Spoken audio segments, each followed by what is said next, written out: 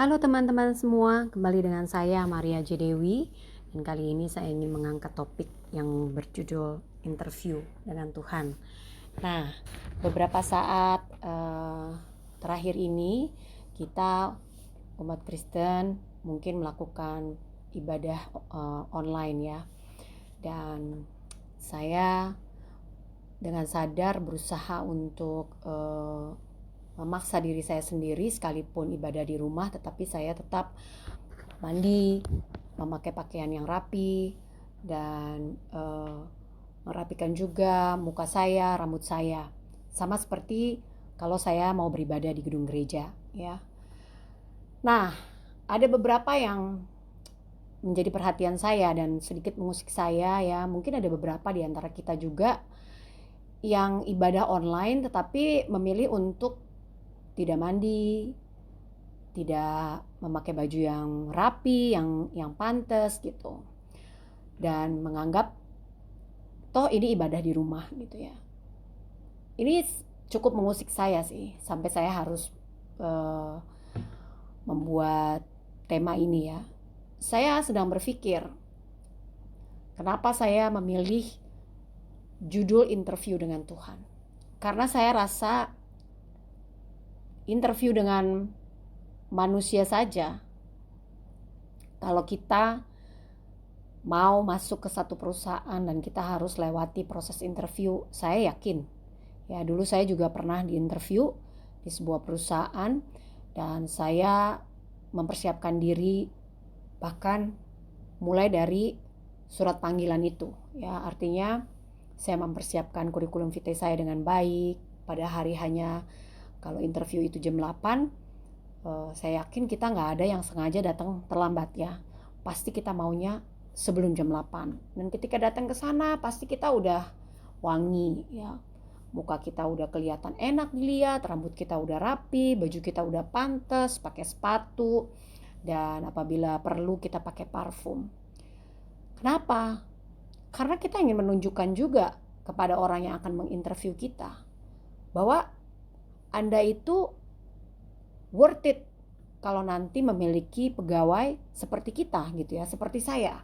Dan perusahaan Anda itu tidak akan dirugikan kalau mendapatkan pegawai seperti saya. Nah, itu interview ketika kita ingin mendapatkan pekerjaan di dunia. Pernahkah kita berpikir kalau untuk masuk ke gedung gereja atau masuk ke kerajaan surga, kita harus melewati interview yang Tuhan ajukan atau adakan untuk kita? Dan kemudian waktu itu persyaratannya nomor 1, secara fisik kita harus berpakaian yang rapi, kita harus juga datang dengan siap, artinya tidak kesiangan, kemudian 100% fokus gitu ya. Apakah kita bisa melakukan hal itu? Sementara dengan konsekuensi kalau kita tidak melakukannya, kita tidak akan masuk ke hadirat Tuhan.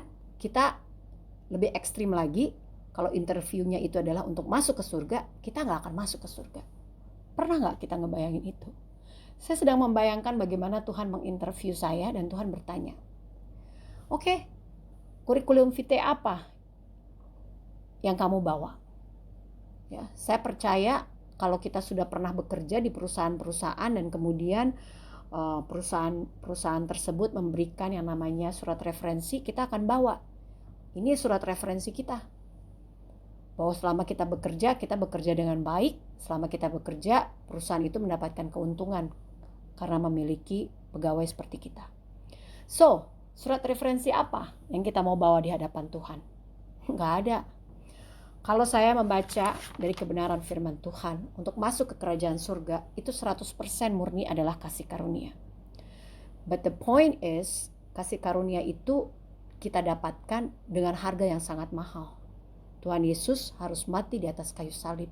Saking mahalnya, nggak ada harta apapun yang kita miliki yang mampu menggantikan karya keselamatan Tuhan atas hidup kita itu.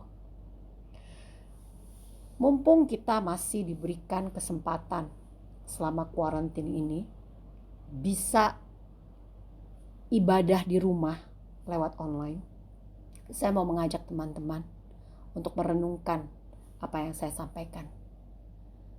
Bisa nggak kita melihat seperti Tuhan itu ada di depan kita, dan waktu itu karena kita tahu Dia yang ada di depan kita, kita well prepared untuk bertemu Dia.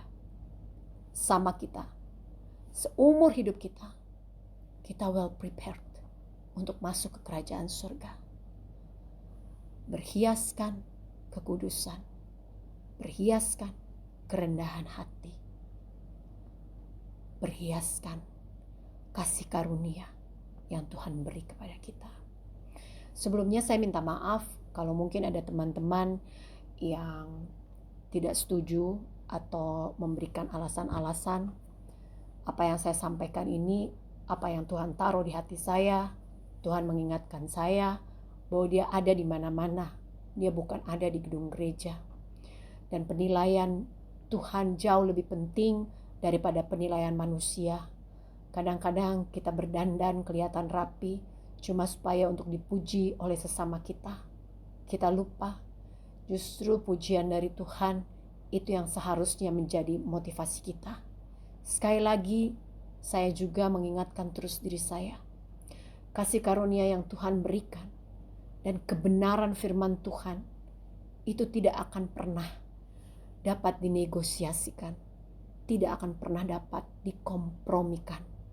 Jadi jangan bernegosiasi, jangan berkompromi dengan keadaanmu, dengan alasanmu. Well, we are stay at home. Well, sekarang nggak ada orang yang lihat kita. So, Tuhan terima kita apa adanya. Iya betul. Tapi bukan berarti kita tidak menghormati Dia. Bukan berarti kita cuma mau menerima berkat saja dari Dia, tanpa kita menghormati Sang Pemberi berkat itu. Saya rindu ini menjadi bahan perenungan kita semua, biar damai sejahtera Tuhan turun atas setiap hati kita. Tuhan Yesus memberkati.